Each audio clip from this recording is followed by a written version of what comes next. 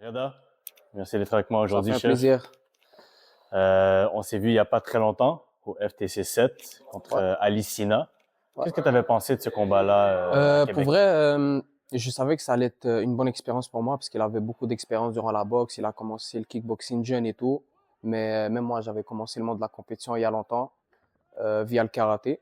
Mais c'est ça, pour vrai, c'était un bon échange. Tu vois, il était solide, il s'est pris un knockdown, puis il s'est relevé directement. Il s'est pas laissé, tu vois, il s'est pas laissé abattre. Puis pour vrai, c'était un bon guerrier, c'était un bon match. Qu'est-ce que tu es ressorti de ce fight avec? Ben, plus d'expérience, justement. J'avais changé mon style. Si tu as remarqué, c'était pas le même style qu'avant. En plus de mon entraînement en Thaïlande qui venait de se terminer, j'ai appris beaucoup de trucs. Mon style a changé. Même les sparring que j'ai fait, ils m'ont fait évoluer. Donc, ouais, ça fait toujours plaisir de vivre des expériences comme ça. Et un rematch avec Ali Sina, t'en penserais quoi? Peut-être pas maintenant. Là, j'ai d'autres objectifs en vue, tu comprends.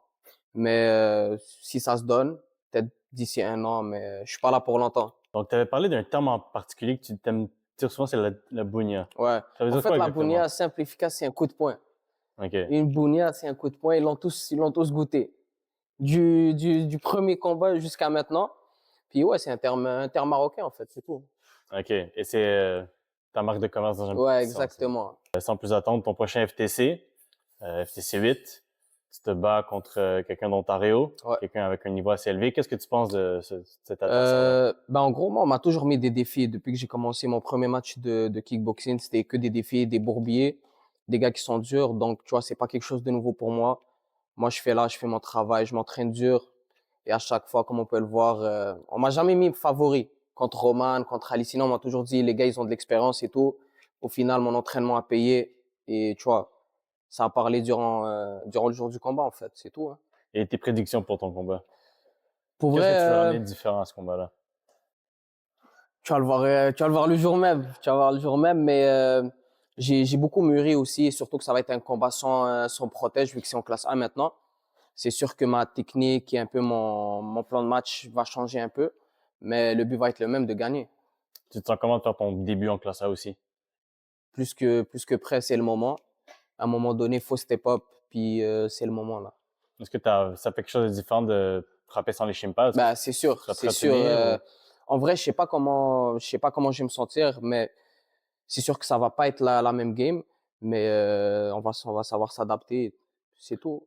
Donc, j'imagine ton objectif après ce combat-là, ce serait une ceinture. Ouais, Ceinture des 132.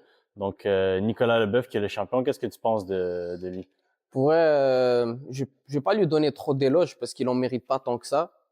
Il a juste une hype, si on peut dire ça comme ça. Puis c'est clairement lui. Là, il s'est fait knockdown durant son dernier combat et ça va être la même chose quand on va se voir.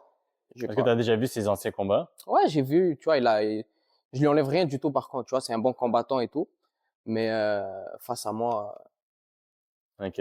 on sait ce qui va l'attendre. Est-ce que ton but, c'est seulement d'avoir la belt des 132? Pour l'instant, ouais. Mais j'ai d'autres objectifs en tête, pas juste dans le kickboxing. Je me prépare pour des combats de MMA aussi. Donc, on verra dans le futur.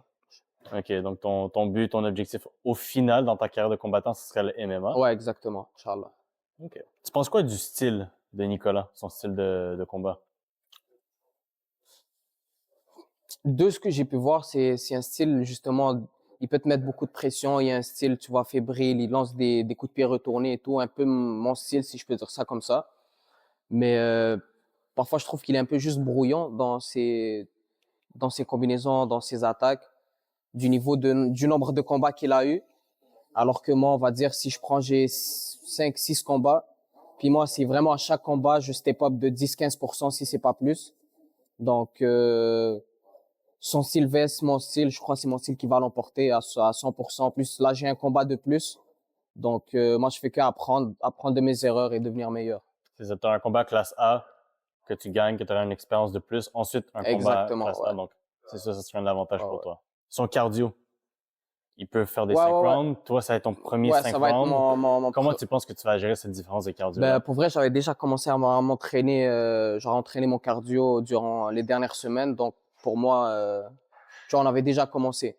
Je vais pas attendre la dernière minute. C'est sûr que lui, il est habitué. Puis il a fait beaucoup de combats en classe A, justement. Pas moi.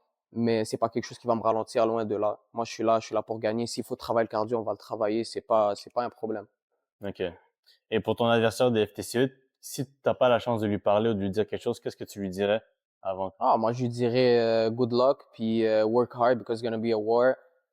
And that's it. J'aime le switch en anglais. C'est pas compliqué la vie. Le message Ouais. va passer, je pense, là. Non, non, pour vrai, ça se voit que c'est un bon combattant. Puis ça va être vraiment un bon match. Je crois que ça va plus être un bon match, moi, contre lui, que moi avec le bœuf.